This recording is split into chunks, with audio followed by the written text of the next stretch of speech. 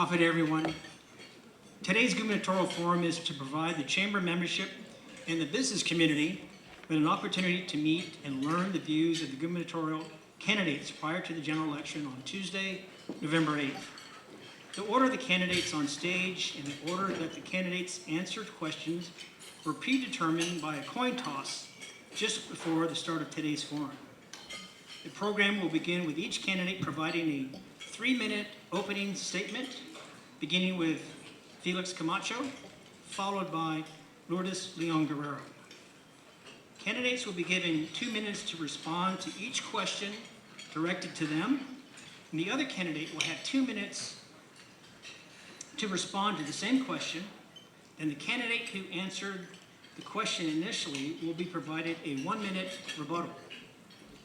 The timekeeper will provide prompts for each candidate to keep the allotted time to ensure we get all the questions and everyone has a fair shot to respond. The Chamber has prepared a number of questions ahead of time, which will be used for today's forum. And the candidates in the audience are asked not to interrupt a candidate during their allotted time to respond to a question, and time will pause while the moderator, which is me, maintains order. The candidate who was interrupted would be asked to complete their response within the time allotted. And the candidates will be addressed as Mr. or Ms. during the presentation, and it is the practice in national forums. And once again, the audience is refrained from applause so that each candidate will have the time, the opportunity to fully respond to each question within the specified time allotted. And absolutely no noisemakers will be allowed. Cowbells, whistles, firecrackers, you will all asked to leave. And the candidates will be given 2 minutes for their concluding remarks. And before I introduce the candidates, would I ask the candidates to please join me on stage?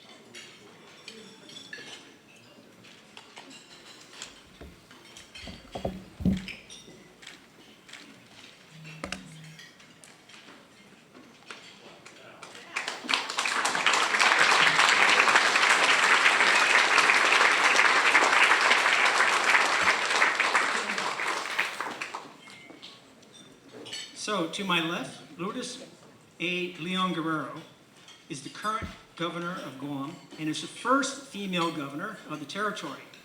She is the former chair of the board, president, and chief executive officer of the Bank of Guam. And she has served as senator for 5 terms in the Guam legislature. Ms. Leon Guerrero is a registered nurse, having served in various capacities over the years at GMH and FHP. She has served in leadership roles in a number of community boards and councils, and she is the founding member and past president of the Guam Chamber of Commerce. To my right, Felix P Camacho was the 7th governor of Guam from 2003 to 2011.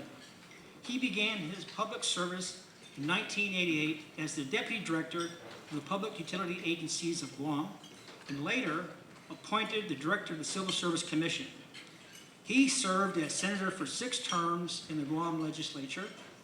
Mr. Camacho has served as chairman of the Micronesian Chief Executive Summit and the Pacific Islands Development Bank, and was an active member of the National Governors Association and the Western Governors Association.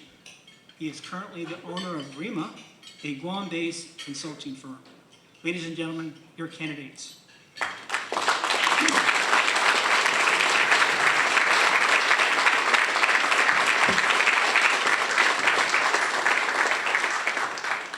So by order of lottery, I'll pull up at random the questions for each candidate. And as I mentioned earlier, the first question... I think we need to begin with the opening statement. I'm jumping ahead. So the opening statement will be first initiated by Felix Camacho.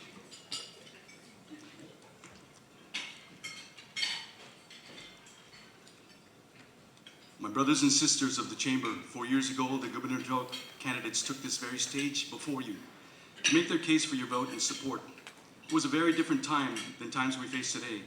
And for those of you who might have a difficult time remembering, let me walk you back. 4 years ago, a record number of new businesses were opening their doors and expanding. Unemployment was at an all-time low, and local families were returning from the mainland to fill them. New healthcare facilities were opening, and specialty services expanding. Public safety task forces were making a dent in crime and drugs, and on a weekly basis, we were deporting non-U.S. citizen criminals back to their homes, never to return. Statistics showed that crime was declining in numerous categories. The prison population even went down. High school graduation rates were up by 14%. The dropout rate was down by 46%. The inventory of affordable housing was increasing year after year. Household income was up by 18%, increasing your purchasing power. And in the 16 years prior, more land was given to the landless Chamorro families than any other time in our history. 4 short years ago, the future of our island was bright. My opponent is presiding over the largest government budget in our island's history, over $1 billion. On top of this, more federal funding has been poured into our island than any other time in our island's history. Despite all this money, we went from a season of record number of businesses opening their doors to a record number of businesses closing their doors, building new schools to an administration that cannot manage getting the new Simon Sanchez High School off the ground.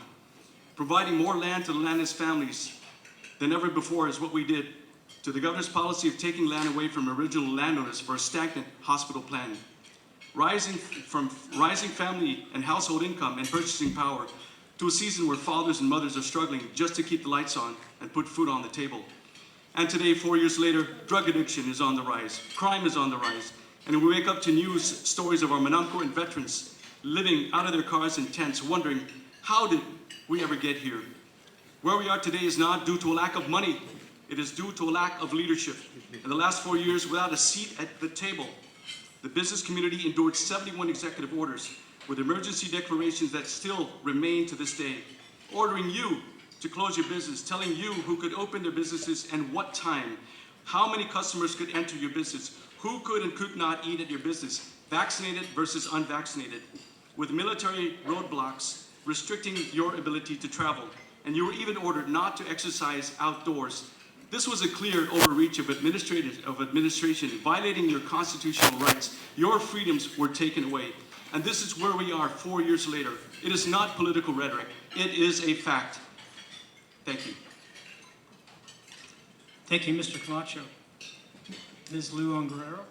Thank you very much, Ernie. Thank you to the Chamber for this opportunity. When I attended this forum 4 years ago, my #1 priority was getting our financial house in order because government couldn't afford to do anything until we did. After 8 years in office, my opponent recorded the largest GovGuam deficit ever, over $500 million. He tripled our debt and drained our public coffers. And he handed the next generation $100 million in annual debt payments. When Josh and I took office, the general fund deficit stood at $84 million. We simply rolled up our sleeves, got to work, and we cut that deficit in half months before COVID.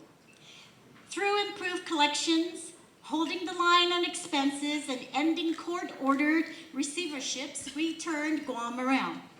The deficit is now gone, and for the first time in recent memory, we're paying vendors in 30 days, individual tax returns in 4 weeks, and we're putting real cash into our rainy day fund. But it wasn't easy. COVID brought the worst year for all economies since World War II. While Guam has always proven our economy can recover very strong after a crisis, not even the strongest economy in the world can recover human life. I've spoken to many family members who lost loved ones. I felt their pain, and I will never forget them. But I know the actions I took were the right ones to protect your lives and the lives of those you love. Josh and I knew the toll this was taking. I'm a businesswoman too. So we pumped over $1.2 billion exactly to businesses and families to help everyone get through. Once most of us were vaccinated, we guided our island back to recovery, a recovery that is working Look at Tumon, look at construction starts and new business license. Look at unemployment numbers. After rising to over 19% during COVID, unemployment is back down to 5.1% as of March this year. That is a lower unemployment rate than all 8 years under my opponent, and it's still failing. Our financial house is strong. Our tourism rebound is far exceeding forecasts. Our people are getting trained and back to work. Now it's time to choose who will lead us into prosperity. I ask each of you, vote for Lou and Josh. Choose to keep Guam moving forward. The candidate who opens their opening statement will be the other candidate that will field the first question. And as I previously pulled the question, this is for you, Ms. Lulu and Guerrero. So here's the question. Public Law 3654 mandates the hiring of law enforcement officers to increase our public safety annually. However, many believe Guam is not safe. First question, what is your position on the statement? Second question, what steps will your administration take to keep our neighborhoods, streets, and businesses safe? Public safety is a very strong priority of our administration. Crime certainly is also present in our island. The way to secure the safety of our people is to put more police officers on the ground. That is why Josh and I raised the salaries the first time in decades for our law enforcement. We saw our law enforcement going to other higher paying jobs, and we saw attrition. We wanted to keep our public officers. We wanted to keep our public officers so that they can go out and protect businesses, protect homes, protect the schools. We also were very adamant that these police officers go into the villages, be present in the villages, and that our people will know their police officers in their villages. This is very important to deter crime. We also gave resources, Ernie. We gave them police cars, we gave them equipment that has been lacking for many years, many years, under also my opponent's administration. Police officers were not respected. Police officers were not dignified. Services were not being allowed because my opponent has decided not to make that a priority for our people of Guam. Thank you very much. Mr. Camacho, you have 2 minutes. In my time as governor, we built a northern police station. We built a southern police station. We equipped, we hired, we promoted, we gave pay raises. We did everything we could. And the police department responded very well. She talks about the fact that they gave raises, not just to police officers. Whatever she promised, it was given to other safety officers. I always feel that the police officer who is on the street has a higher risk because on a daily basis, they are out there in front of the people. They're out there dealing with every situation, be it domestic, be it commercial.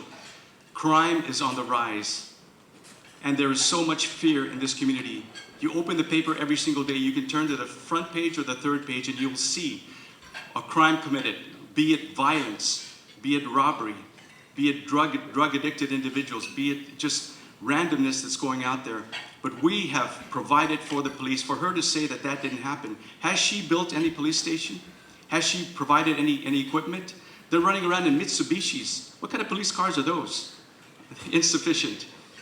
You know, and only certain vendors are getting, you know, these types of vehicles. But safety is out there. I believe that we have to declare a state of emergency. If there's ever a state of emergency that needs to be declared, it is with the Guam Police Department, and it is with public safety to fight crimes and to fight drugs. We have to get together a multi-agency approach towards this. And it's true, many police officers have been leaving for higher pay. They should receive premium pay above all other public safety officers because their lives are on the line every single day. Thank you. Ms. Leon Guerrero, your rebuttal. 1 minute, please. Yes, during my administration, we did open a police station right there in Sinahanya. It was Eddie Cabo. No, it was opened during my administration. And so we are aware of the resources that our police officers need to do their jobs. We are opening a station also in Talafofo, the eastbound station, and that's to provide more services to the south. We also have increased police officers by 12%. The retirees are coming back because we created an innovative, creative idea to bring the retirees back so we can push out the police officers to do more work out and security and safety in the streets. So yes, my administration has made police, law enforcement a great priority because when people don't feel safe at home, it's not the right thing to do. Thank you very much. I'd like to remind the candidates to allow the other speaker to complete their answer, and you can also use your time for rebuttal if allowed. So, Mr. Camacho, question number 2, you'll be the first one to answer this.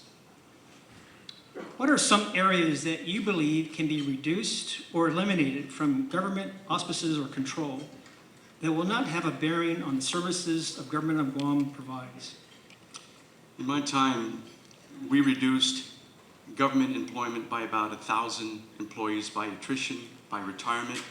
In fact, we had to work and provide the funding that several agencies, be it autonomous or line agencies, were not able to provide the government share towards retirement to get them off the payroll and get them into retirement. But we also at that time recognized the need to take the Guam Telephone Authority, which was the last government publicly owned utility in the United States, and go private because we couldn't keep up with technology.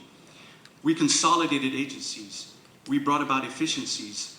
And right now, I believe that there is a real need. We also at that time took, for example, the school lunch programs within DOE and privatized it. There are many opportunities when you look throughout the government of Guam where services can be better provided by the private sector. And it would be a wonderful opportunity to work with the members of the Chamber of Commerce to identify where are these services that can be better performed by the private sector that are currently under government operation. Private sector brings about efficiency, it brings about investment. They have the creativity, they have the resources, they have the ability to bring in others. They don't have to deal with procurement. We need to find ways to improve procurement processes. We have to take a look at all the systems within government because the problems are not necessarily with the individual. It is the systems and the practices that have been put in place, be it by public law or be it by administrative rule. But the efficiencies have to be brought for better service to be provided to the business community and the people of Guam. There are many opportunities to privatize and even do public-private partnerships. Thank you. Ms. Leon Guerrero, your 2-minute rebuttal. Can you repeat the question again? Yes. What are some of the areas that you believe can be reduced or eliminated from government control or auspices that will not have a bearing on the services of the government of Guam provides? I think it's more important to address efficiency of government in that sense. And I'll tell you, our administration has improved the efficiency of government. We've improved tax collection to the point where we retired the deficit in 2.5 years in a pandemic, and we created unemployment insurance during the pandemic that pushed out a lot of help to our people. We've streamlined processes. We have looked at automation. We've automated FMS at the Port Authority. We've automated driver's license. We've automated single filing. So much so that tax returns are given back to our people within 4 weeks. And we did not even have to borrow money, like my opponent did, to pay the tax refunds. 4 weeks of returning these monies that our people so much deserve. So our efficiencies are being improved. We are so efficient that containers out of the port now are coming out within record time. So goods and services can go to our people and back to you as businesses to improve your organization, to improve your profitability, to improve your services to our community. Our services, our government services have improved in many fronts. And in a pandemic, we were able to save lives, and we were able to protect you, and we were able to end this pandemic in a very good financial strength and economy. I think each of you that is in business, that may be a developer, what is it you face with a lot of times when you want to build something or develop it? You're stuck with the building and operating permits, or the building permits at DPW. Occupancy permits happen. The delays are occurring every single time. It slows down development. And if you're able to get through the building or the operating permit or the building permits, you're waiting then for occupancy. Vandalism occurs, destruction to your property. It slows down development, and it delays the revenues that are able to come into the government. You talk about business licenses. How long does it take for you to get one? Driver's license. You need to make an appointment and wait for months to get it. The efficiencies and the problems that are happening here in the government is that they are still operating under COVID-19 guidelines and restrictions. Why not open it up? We're at 99% vaccination rates already. Herd immunity has been long achieved. And so let's get off this fear thing and get into operating the government to serve the people of Guam and the business community. Thank you very much.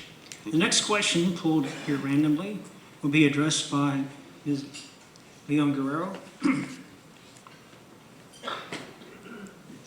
We recently read the extension of the public health emergency declaration is beyond the month of September. Considering that the pandemic has moved more to an endemic, and in recent months we've had well-attended and crowded events such as the Liberation Day Parade, the Labor Day Picnic, and the primary election. What is the basis for the state of emergency? That's question number one. The second question, if re-elected, why would you continue the state of emergency? And if you would not, what timeline do you have to stop it? First of all, we are not in an endemic. We are still in a pandemic. We are still seeing increases in positive cases. We are still seeing people die. We are still seeing hospital admissions. And so the benefit of continuing this state of emergency is a benefit to the people of Guam. It would be able for the governor to quickly respond to any kind of surges that can happen with this pandemic. It would quickly allow me to move personnel so that the people of Guam can have the necessary responses that they need to be safe and to be protected. It will also benefit us because there are federal dollars that continue to come to Guam in a state of emergency. It is with the SNAP program. It is also the ability to pay our National Guard when they're on Title 32. And so there are benefits that we need to continue on as a result of the state of emergency. Again, we are not in an endemic, we are in a pandemic. And so this state of emergency will allow our administration to respond quickly to the needs and the crises of our people, should that occur as a result of a surge. Thank you. Mr. Camacho, your response. Here we are, 2.5, 3 years later, 2022. It all began in 2019. COVID-19, the great fear, the great spread, lockdowns, mask mandates, vaccination mandates, 71 executive orders, emergency declaration, we're still here. The response has not been, maybe initially it may have been a public health response, but let's admit, the response has been a political response to this so-called pandemic, COVID-19. The emergency declaration, no governor has ever had it for this long. They have not included the Guam legislature in this. You did not have a seat at the table. It is simply a matter of them being able to circumvent the procurement process. And you have to wonder, as the Democrats like to say, never let a good crisis go to waste. Who has benefited from this? What vendors? Have you had a fair shake at offering services and goods to the people of Guam and to the government in response? I say no. Thank you very much. Ms. Leon Guerrero, your rebuttal. Absolutely. No governor has had to deal with a pandemic. No governor has had to watch their people die. No governor has had to hold the hand of a dying person because their loved one cannot be there. This is not a fear. This is an issue of health. This is an issue of safety. This is an issue of protection. This virus is very real, very real. And at the beginning of this virus, we, the whole world, did not know what to do with this virus, so I used science, data, advice, and by the way, I had an economic recovery team with me that were made up of chamber members, both from the Guam Chamber of Commerce and from the Guam Women's Chamber of Commerce. Gita was part of that. So yes, I worked with the private sector because I know the importance and the impact it makes to you.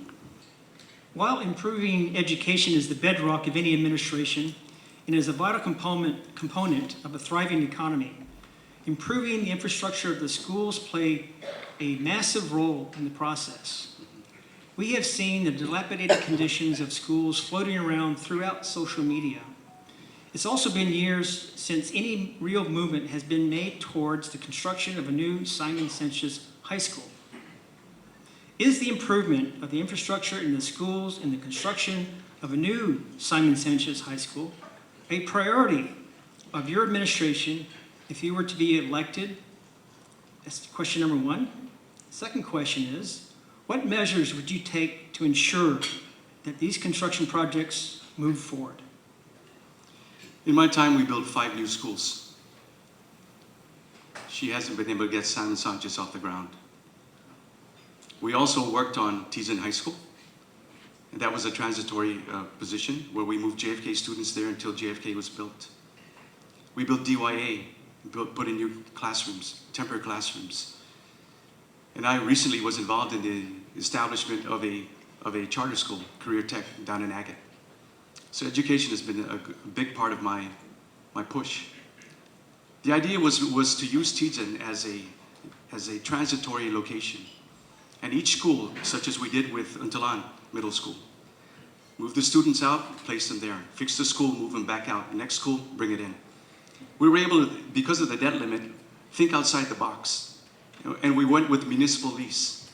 For 20 years, I convinced the Department of Interior that I could use Section 30 money for brick and mortar. I said, let me put this into schools because that's where the money should come from. It also came from the compact impact monies that were used because of the migration of many people coming here. So the creativity and what has to happen is critical.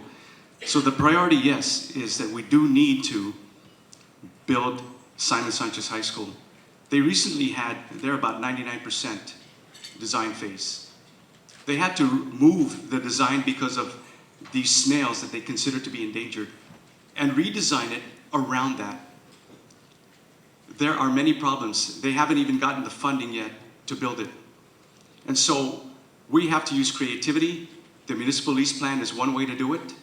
And we're gonna use those same formulas that have worked in the past and begin to fix every single school that is existing now, build Simon Sanchez, and then work with DOE in their master plan of what schools need to be built. What's happening right now, though, is interestingly, the classroom sizes and students are decreasing. There's something happening with the demographics. We need to take a look at that. Thank you, Mr. Camacho, Thank you. for your response. Sorry, your answering question. Ms. Leon Guerrero, please, your response, please. My opponent had 8 years to build Simon Sanchez. I have 3.5 so far, and more. And I am at the point of breaking ground by the end of this year. That's pretty quick for a new administration that's only had 3 years, and 2.5 years of that is spent on getting all our resources to save the lives of our people. 2.5 years, we retired the deficit. 2.5 years, we paid tax refunds within 4 weeks. My opponent had 8 years and he did nothing in those areas. Tax refunds were months before anybody could get their refund. Deficit, $500 million, $500 million deficit. My opponent sat back and did nothing. Watched our people suffer because they didn't get their tax refunds back on time. He raided the coffers and he put our people in debt, major debt.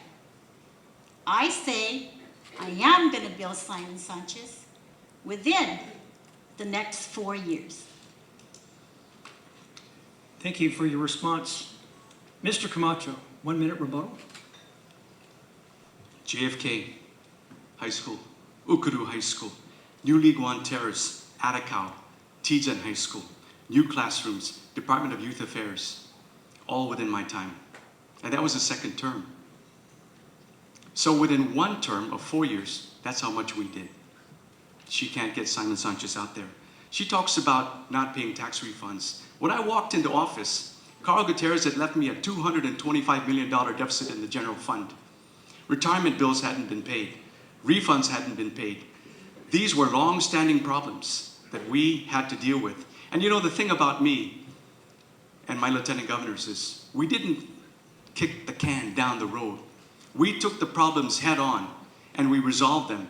It was eventually that we had to go to the bond market and borrow $438 million.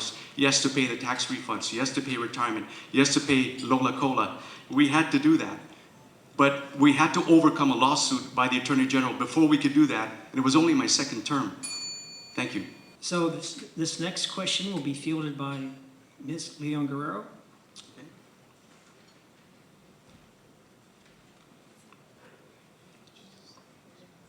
The cost of living is a pressing issue.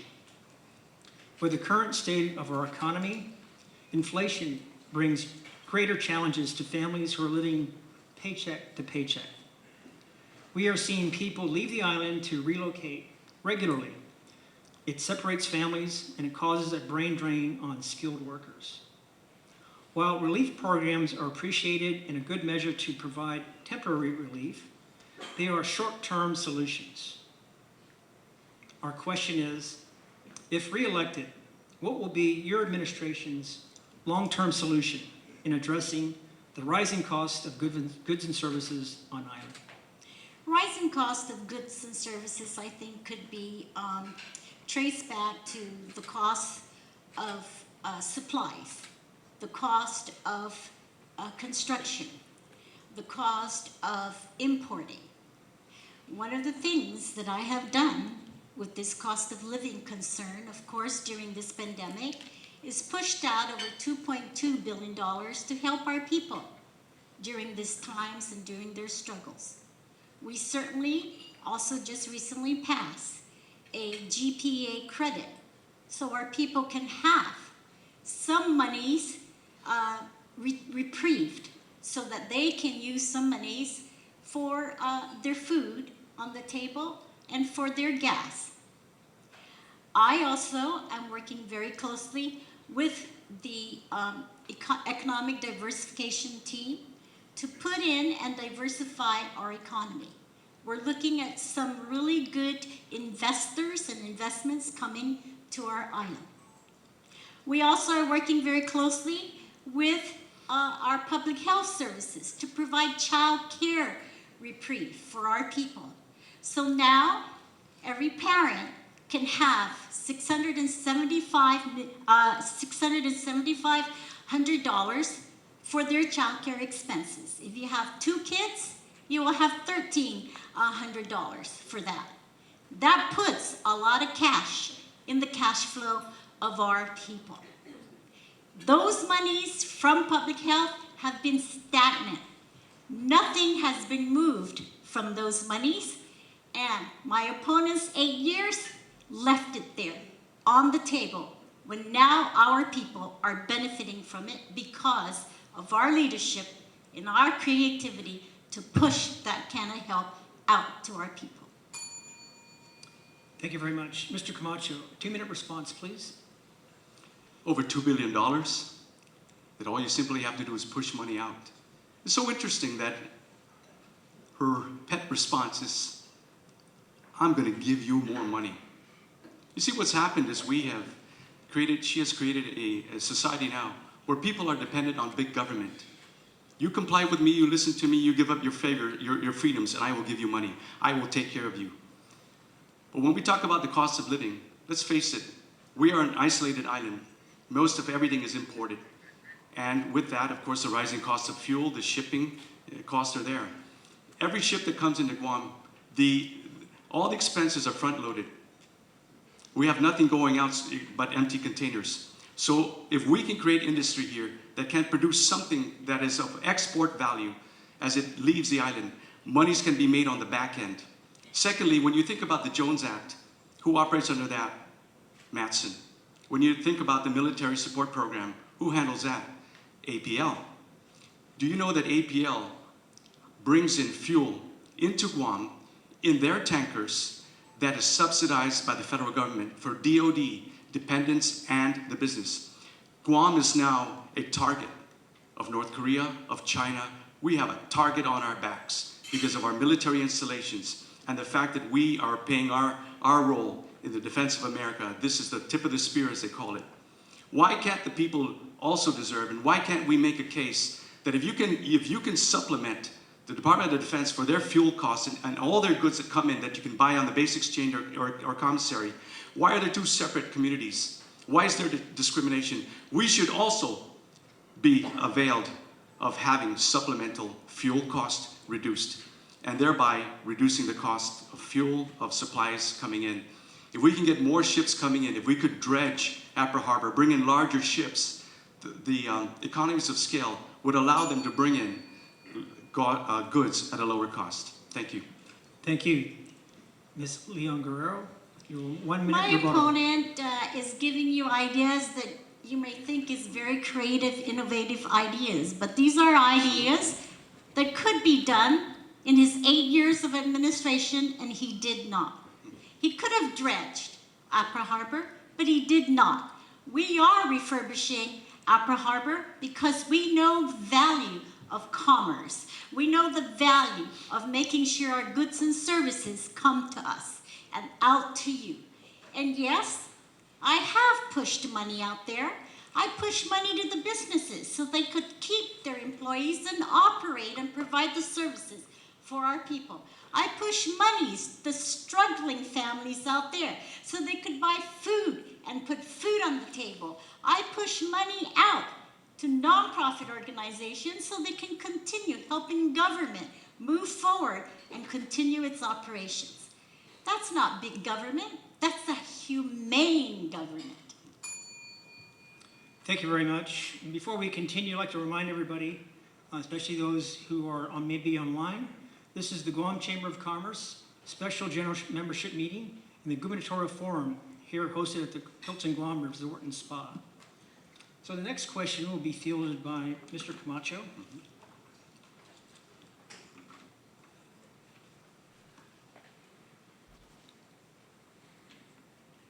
One of the hindrances with government contracting is procurement. Businesses believe that the process is difficult to navigate, it's time-consuming to complete some of the requirements, takes months to process, and effectively cuts out small business participation with the encumbrance of bond insurance requirements. What would you do as your capacity as governor to address the procurement process to make it efficient and balanced, as well as provide more opportunities for small business? Well, procurement is one issue that my opponent has not had to worry about under an emergency declaration. She's been able to circumvent the procurement process and thereby give to vendors who she chooses, whatever business or service she wants. There has not been fairness that's been out there. Many of you have not been able to avail yourselves of this situation and be able to properly bid for projects that are out there. It is true that the government of Guam procurement system is very, very complicated. In fact, many a time with large projects that go out there to many of the large businesses that would be interested in bidding, whenever there are any deficiencies, they are then protested. It is then dragged out through a long process upon which the Attorney General or some other legal entity would then have to determine what would happen. That's exactly what happened at Simon Sanchez High School. It was protested. And so GDOE decided, well, we'll handle the procurement of it, and we'll go out and have someone design it. So that's what happened. It's now at 99% design. Now they've got to go out and rebid the thing. So you can see that through law that was passed by the Guam legislature, through rules and regulations that have been established, we have built up a procurement system that is very complex, that is very difficult to navigate, and delays the progress of any projects going out there. We've had to endure that many a time.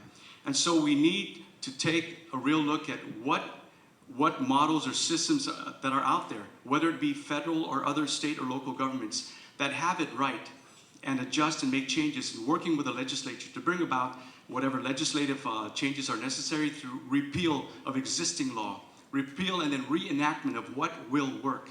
Taking a look at all the government rules and regulations that are there to ensure that if we can do it by executive order, if we can do it by administrative law, we can have that accomplished. Thank you.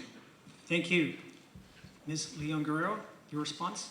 Again, my opponent had 8 years to do what he just did. Now he's wanting 8 years or 4 years of the same thing? I don't think so.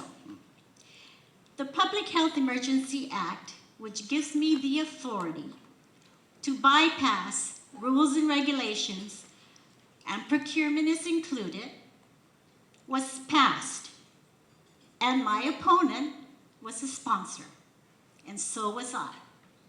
And so now I am taking advantage of this legislation to provide our people with the security, the safety, the needs to protect them from a god-awful virus. And I did not just go out and say, hey, you, I love you. Here's the money. I did not. I worked with the Guam Hotel and Restaurant Association because I knew at the beginning when the virus was really ramping up, the Philippines was closing its doors, I was receiving hundreds of passengers, and I knew from science that I needed to isolate and quarantine these people because they could possibly be bringing the virus in. So I did it to protect our community. But I'll tell you this, I did it with the help of the Guam Hotel Restaurant Association, and I did it with advice from people. I had 2 days to set up a quarantine facility, and through the hard work of our employees, we protected you from great exposure of this virus. Our good governor said to a certain audience you're speaking to, I can take your money. I can take your property. I can move people wherever I decide. You see, it doesn't sound like a governor.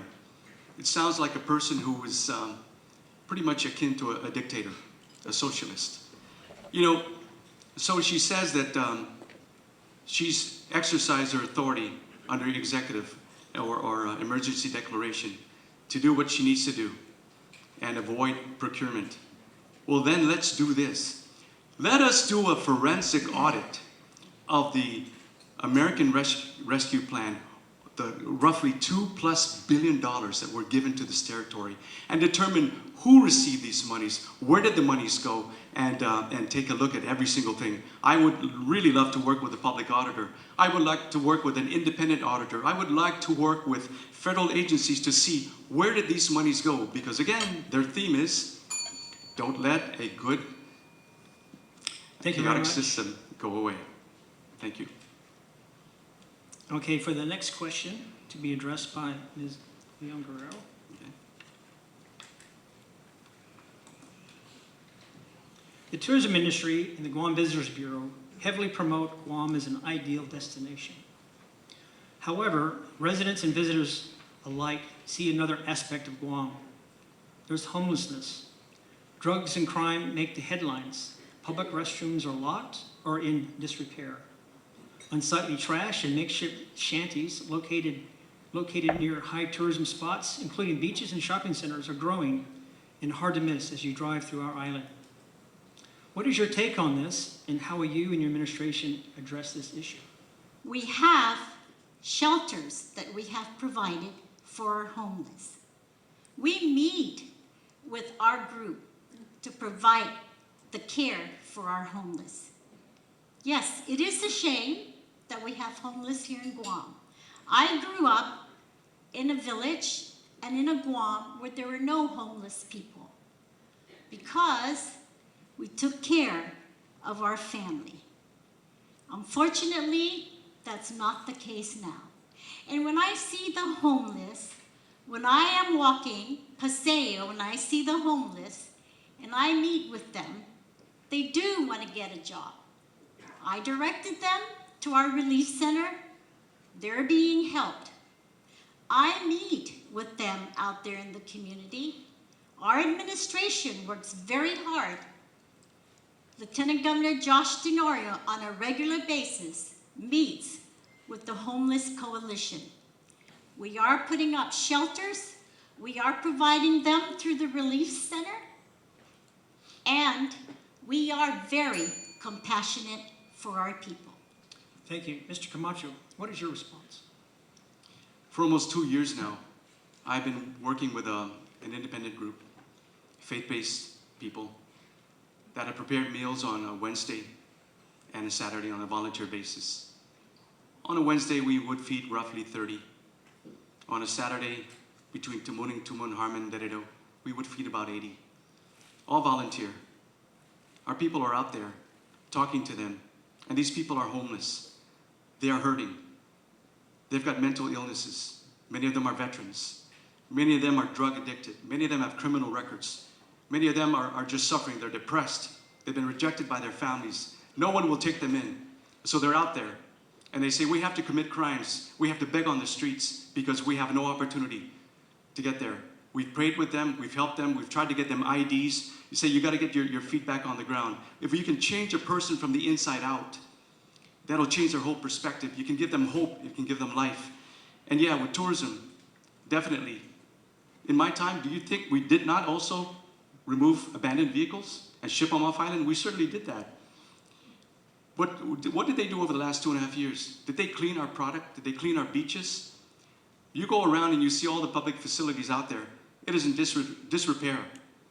She put this government on lockdown. They could have been out there when everybody was there, not doing their, not stuck at home, not at work. They could have gone out. The government could have done that and cleaned this community up. But we have to work with the tourism industry. We have to work with improving our product. But we have to help our people that are hurt out there, begging on the streets. On every street corner you would go and you could see that. And look at the violence. Between them, they're fighting for territory. Who's going to sleep here in this building? Who's going to sleep there? Who has water? Who doesn't? There are real issues, socio-economic issues out there. Our people are hurting. You've got to take the scales off your eyes. You've got to have to unplug your ears so that you can hear the cry of the people. And with the scales removed, you can see their plight. Thank you. Ms. Leon Guerrero, 1 minute response. Yes, we are very compassionate.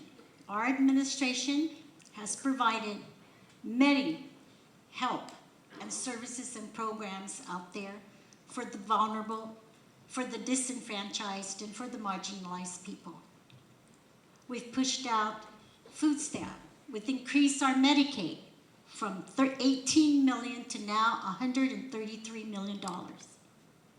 We're pushing out homes that they can live in. We're building or buying shelters for our homeless. We're beefing up our mental health. By the way, our receivership from mental health was lifted during our term. It was created or was placed under receivership during my opponent's time. Mental health was placed under receivership because they could not provide the services for our people. Thank you very much. Our next question will be fielded first by Mr. Camacho.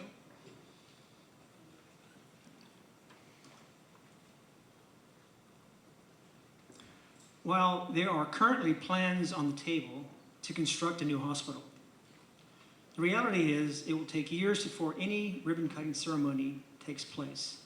In the meantime, GMH continues to be a vital healthcare facility for our people. If elected, would repairs at GMH be prioritized? Is improving the infrastructure at Guam Memorial Hospital a priority? And if you were to be elected, what steps will you take to address these issues? In my time, after 25 years, we finally had the hospital GMH accredited after 25 years. In fact, Governor Guerrero was on the board of directors, and I thank her for her participation. But we have lost that accreditation, and the situation at GMH is atrocious. There are roughly 1,300 employees right now, close to 100 beds. And she has plans to build up at Eagle Field, taking away land from original Chamorro landowners. The infrastructure is not in place. If you look at what's happening within GMH, all the ancillary services have been established through the decades. Pharmacy, radiology, labs, cancer centers, all the treatments, physical therapy, the doctors and other physicians and other healthcare professionals that live within a certain vicinity so that anytime anything happens, they're within quick response. The infrastructure is in place. So instead of pursuing these plans right now that are far off and far-fetched, we need to take a look at what we have now and then establish a long-term plan for the future. But fix the maternity ward, fix OBGYN section, fix the cracked roofs, fix the mold-infested walls that are there, and look for opportunities to work with the private sector. You know, I grew up there. My mother was a lab technician at the old GMH. That land was given by my mother's brother, Frank D. Paris, as a memorial to the people who died in the war. And I asked him, why did you give that particular piece of land? He said, that's the crown jewel of all my properties, but I gave it so that they could enjoy the beautiful view of Tumon Bay. So let's not put that aside. Let us do what we can in the meantime to repair what is necessary using Army Corps of Engineer guidelines and spend the money. Take that $300 million that is sitting in the bank in Iganya and invest it wisely. Thank you. Thank you. Ms. Leon Guerrero, your response, please. That's exactly what I'm going to do. Take the money and invest it in a new hospital. A Republican administration got accreditation. A Republican administration lost accreditation. When I took office, I commissioned the Army Corps of Engineers to take a really detailed assessment of the hospital. They brought in experts throughout the nation. And they said to me, Governor, you either can repair and renovate this current hospital at $763 million, or you can build a new hospital at $743 million. Now, businessmen, you know that's a lot of money, but still was a no-brainer to me. So I decided to build a new hospital. And I went around with people, and my first priority was, let's put it in a place that's convenient for our people. Let's put it in a central place so the South doesn't have to go very far to get to the hospital. And that's what we did. We identified Eagles Field. And it's not taking land away from the people. The landowners know, I've met with them. They will never get this back unless there's major changes in federal law. The military offered me the place. I asked for 52 acres, they gave me 102 acres. And I'm gonna put a hospital, public health, mental health, a veterans clinic, and I'm gonna make it a very shining star for healthcare for our people, because it's gonna be a one-stop medical complex center for everyone. Mr. Camacho, 1 minute rebuttal. So where is the plan? I understand that the government has hired consultants to take at every possible scenario, to take at every possible site. Where is that plan? Share it with the people of Guam and make your case. She says 743 is the cost. Does that include infrastructure? Right now, just to build the hospital itself, not counting the infrastructure that has to go into the ground, is $1 million per bed. And that's the average in the United States of America. Imagine the cost to ship and bring. And while inflation is at 9%, you people know, you developers know, that every day that goes by, every month that goes by, every week that goes by, the cost of inflation is driving the cost of construction up. 743 is not an accurate figure. And so with infrastructure cost, all the ancillary services that then would have to go and surround that place, it'll take decades to build it. But yes, so they want to build a hospital for the people near a proposed missile defense site. Very interesting. Ms. Leon Guerrero. One of the constant concerns we keep hearing is the lack of efficiency in the government of Guam. It seems that many functions are either archaic or operating business as usual. What efficiency or updated means of conducting business will your administration bring to office to improve customer service for island residents and businesses alike? Thank you for that question. You know, it's been 16 years of Republican administration, and when I entered this administration, we're still doing manual processing. I think that's very disappointing.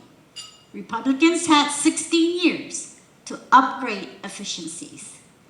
I have, so far, 3 years and 8 months. We've improved driver's license. By the way, driver's license you can get online also, not months. We've improved vehicular registration, and I know this because I access vehicular registration through online. We've improved tax refunds processing. These are things that benefit everybody. They benefit you, they benefit our people. We've improved FMS at the Port Authority. This is going to benefit you because you will get your goods and services at a more timely manner. We've improved FMS in our Department of Administration. We've improved FMS at our Department of Revenue and Taxation. Very key agency to the government, because this is where revenues are collected. Our tax collection has improved tremendously. Our cash flow is very strong. We have now $30 million in surplus. And like I said, we are now putting away for rainy day fund. That's the leadership of fiscal discipline and fiscal order, which we need to provide services to all of you, businesses alike, public, private sector, and nonprofit organizations. Thank you. Mr. Camacho? Efficiency in the government of Guam is always going to be a task for every single department, every single agency. You have to remember, we have, over 50, 60 different agencies out there right now. And every governor has done what they could to take technology and apply it. You know, we talk about efficiency in the government of Guam, no matter what the governor says, that where they did improvements here and improvements there.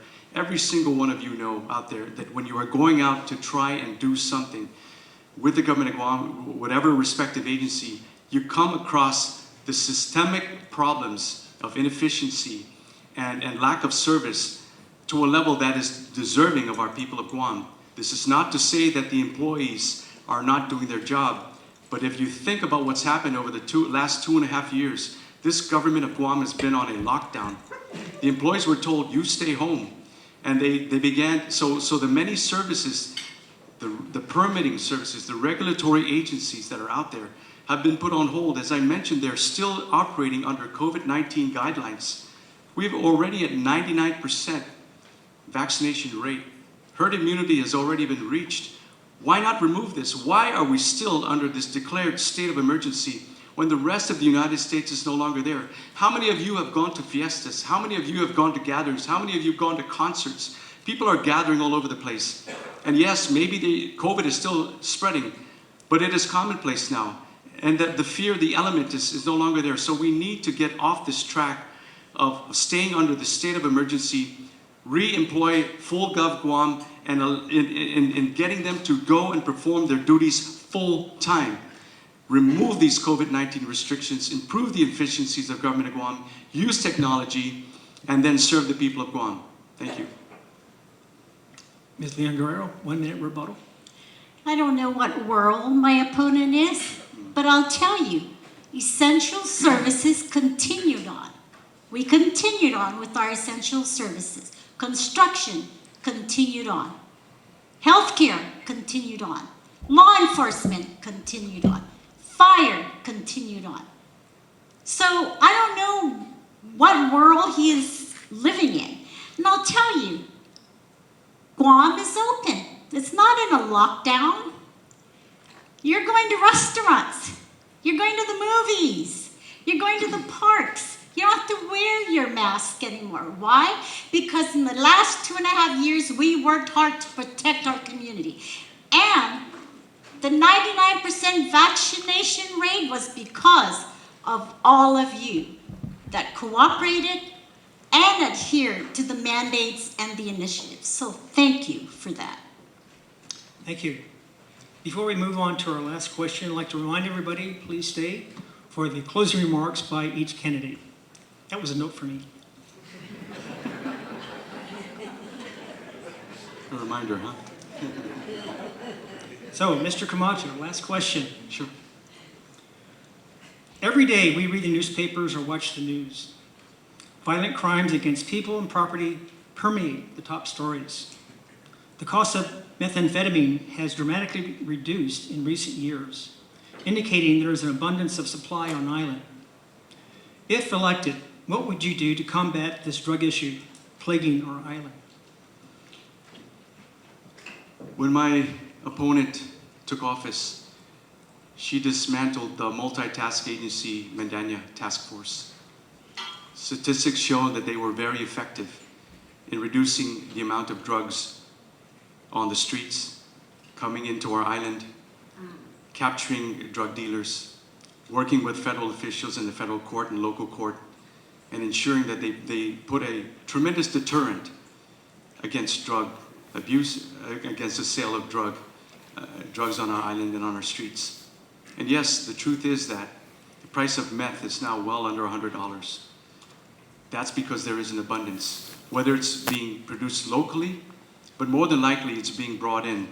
We have to understand that this drug issue is not just local, but the drug dealers here are tied in regionally and internationally. And it's coming in through our airport, it's coming in through our seaport. There has to be a definite approach in how we are going to tackle this, because the people of Guam are suffering. While drug dealers are making a killing and earning a lot of profit, our people are dying. How many of you have seen the lives of our young individuals completely ruined? Every single one of us has a family member or relative that is dealing with drug abuse. Every one of us has seen the violence that is out happening on the streets right now.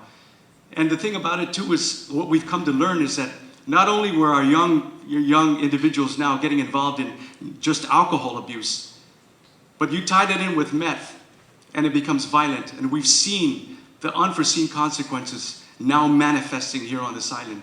We must take this, we must reestablish law and order, we must do everything we can to fight crime and work with our federal authorities, not just local but federal, There is an opportunity here. Behavioral science, dealing with those that are in prison too, locked in there, those that are behavioral health science. There are many problems and we have to solve it. Thank you. I didn't hear anything of what he did for drug. I'll tell you what I did. I deputized law enforcement people so they can go to the post office every day, 7 days, 5 days a week, to monitor and confiscate drugs that are coming in. Within the last 3 years, we confiscated 480 pounds of methamphetamine.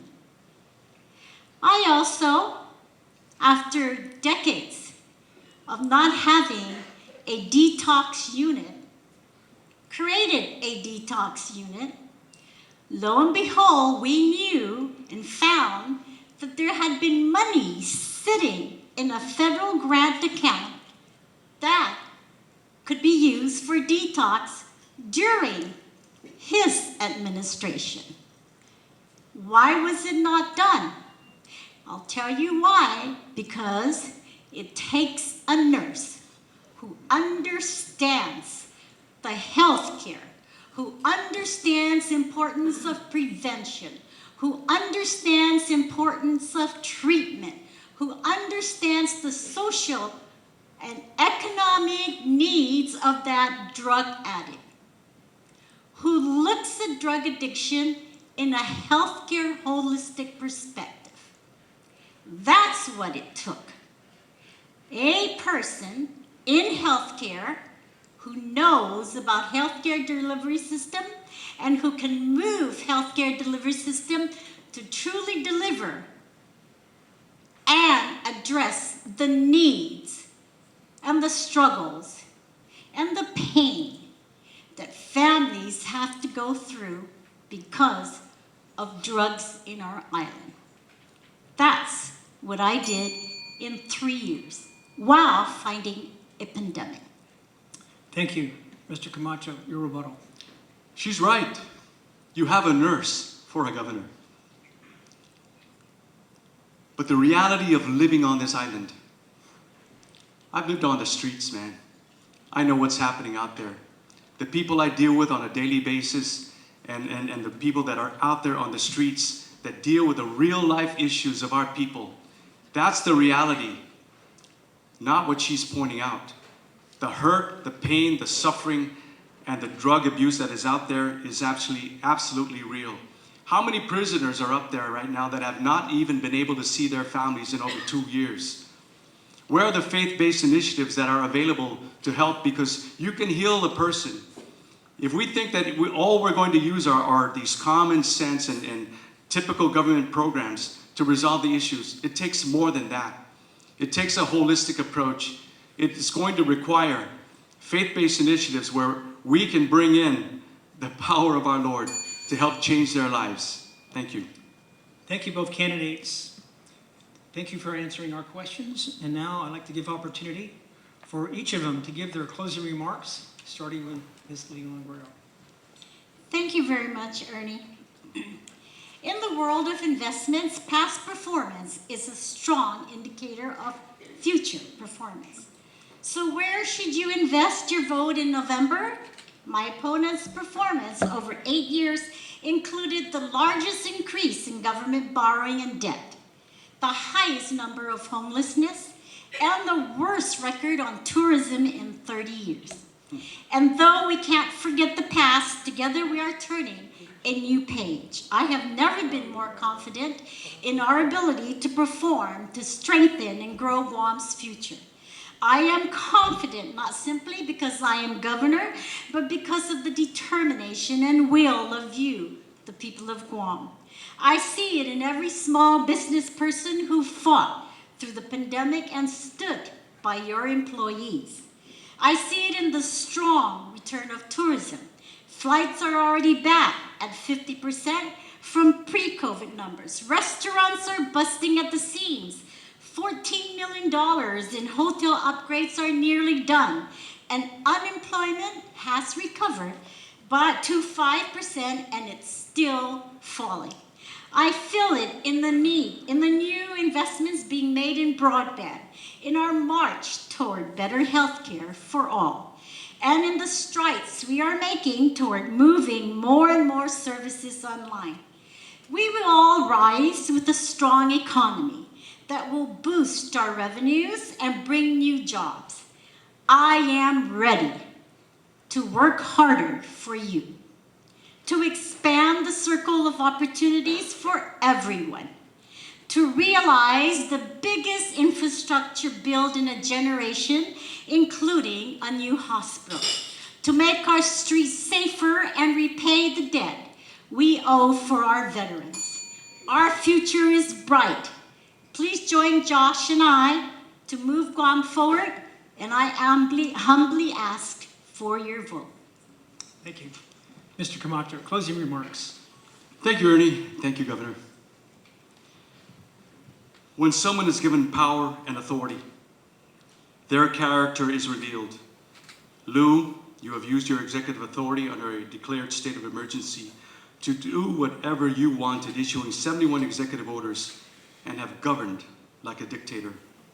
The legislature had no role, the businesses had no say, and you did as you pleased. The unforeseen consequences of your decisions are now manifesting. It's all on you. You are responsible for all that has happened. You called the shots. You have overreached your authority. You have used fear as a weapon. You have demanded compliance, saying, do as I say, or you will suffer the consequences. Surrender your freedoms and citizen rights, and I will give you money to survive. Big Gov Guam, using federal dollars given to us, will take care of you. You have created a situation where people are now dependent on government welfare. This is not good for our people. The great quit, the great resignation has taken place. Why work when one can stay home and get federal money for free? There's a huge labor shortage affecting our hotels, our restaurants and retail operations, and other businesses. Over $2 billion in federal dollars was given to Guam, but all the money in the world cannot buy the voters. They cannot buy their hearts and the minds of the people. They'll take the free money. Who wouldn't? But you cannot buy the votes to secure this election. Our people are not for sale. You brag about deficit elimination and surplus with a $2 billion plus money given to us by the federal government. Even Mickey Mouse could handle that. So how politically convenient it is for you to pave roads on this election year. You had 2.5 years to do it when the roads were empty during lockdowns. You could have done it then, but you chose not to.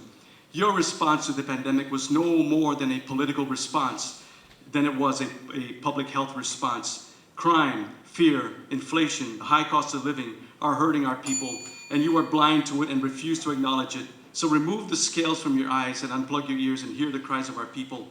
You can't sugarcoat harm and destruction. Thank you, Mr. Camacho, for your Thank you very much. There is a new season coming. The light is coming. Vote Camacho at it. Thank you. All right.